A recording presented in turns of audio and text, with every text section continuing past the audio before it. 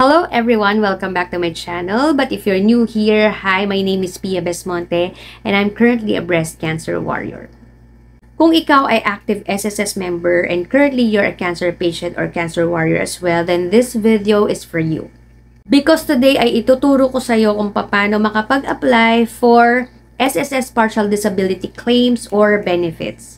As a cancer patient, I just realized na marami pala sa atin ang hindi pa nakakaalam kung paano mag-apply for SSS disability claims or benefit. Kaya gusto kong i-share sa inyo ang step-by-step na at yung mga requirement para naman it will be easier for you na makapag-apply na rin.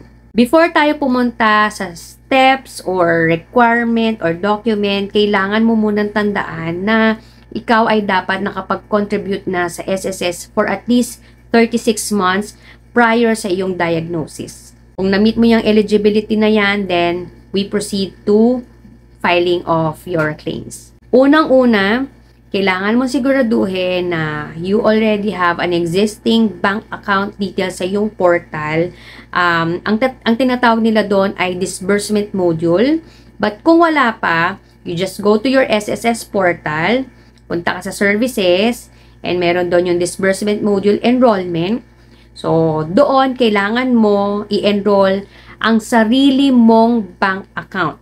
Okay? Highlight ko yan kasi hindi pwede mag-enroll ka ng someone else's bank account details. So, dapat kung ano yung name mo sa SSS, yun din ang nag-show sa bank account details mo.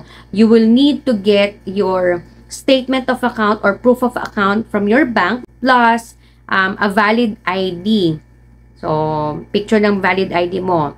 Now, isa-send mo yan dun sa portal as attachment as well as yung selfie mo na nagpapakita ng ID plus yung statement of account. Once na na-approve, then we go now and proceed sa pag-a-apply mismo sa SSS. Ito muna yung mga requirement na kailangan mong dalhin sa SSS bago ka mag-file. Disability form with medical certificate and signature card. So, yung medical certificate na yan, yung tinatawag na Med 01688, na-download po yan sa portal ng SSS, yon. And, kailangan nyo yun i-fill out at kung kailangan ng signature ng inyong doktor at information ng inyong doktor, kailangan nyo muna pumunta sa doktor nyo para bigay nila yung mga information na kinakailangan from them. And then, yung signature card, manggagaling yan mismo sa office ng SSS. Mangangailangan ka rin ng yung latest 1x1 picture kasi i-attach mo yan doon sa yung signature card. Yung signature card, ganyan lang kaliit na papel yun. Yun. Kailangan naka-paste doon yung 1x1 picture mo. Next sa requirement ay photocopy ng yung SSS ID. Pero kung wala ka nun, 2 valid IDs will do. So, yung mga government IDs, yung mga driver's license, yung inyong PWD ID, kung meron, pwede yun. What else? Postal ID, voter's ID, yung mga ganon. So, yun yung mga forms sa SSS na kailangan yung dalhin. And then, yung mga medical records nyo, ano ba yung mga kakailanganin? So, unang-una, pwede kayo magbigay ng photocopy ng yung biopsy. And then, pangalawa, kailangan yung mag-submit ng any operative record kung kayo ay naoperahan. Pwede rin yung mga operative technique na ginawa sa inyo. Makukuha nyo yan sa hospital kung saan kayo na-operahan. Kung wala naman, just bring your histopath report or yung biopsy report.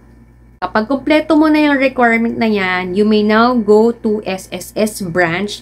Pero you have to remember kung ano yung last digit ng SSS number nyo, dun kayo magbe-base kung anong araw lang kayo pwedeng pumunta. Gaya sa akin, ang last digit ng SSS ko ay 6. So, ang 6 ay kailangan Wednesday lang pwedeng pumunta doon. Otherwise, hindi po kayo nila maa-assist sa pagpa-file ng iyong claims or benefits. Sasabihin nyo doon sa information na kayo ay mag-a-apply for partial disability claims and then papapuntahin nila kayo sa medical evaluation room.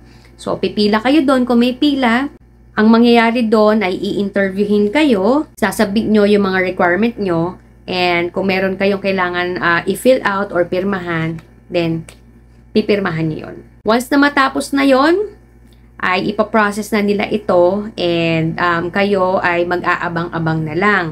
So, pwedeng pabalikin kayo kung kailangan, kung meron pang kulang sa requirement nyo, or kung meron mang interview pa na kailangan gawin, depende yon sa nag-evaluate ng case nyo. So, paano malalaman kung approved na ba or pending pa rin ang final nyo na claims? Just go to your portal, then dun sa inquiry, meron dong benefits, tapos makikita nyo doon yung claims information. So, kapag pending pa, ibig sabihin hindi pa nila tapos ang pag-evaluate, or kapag approve na naman, makikita nyo yun as approved. Kapag naman na-approve na yan at gusto nyo makita yung information ng inyong claims, punta lang kayo sa SSS Partial Permanent Disability Claim Information. Doon makikita nyo kung ilang months ba ang covered, kung magkano ba ang nabigay sa inyo ng SSS, and hanggang kailan ito. If you find this video helpful, please give this a thumbs up. At kung hindi ka pa subscriber ng channel to, subscribe ka na and hit mo lang yung notification bell para ma-update ka whenever we upload new videos. Thank you so much. I hope nakatulong ito sa inyo. Until my next video. Bye!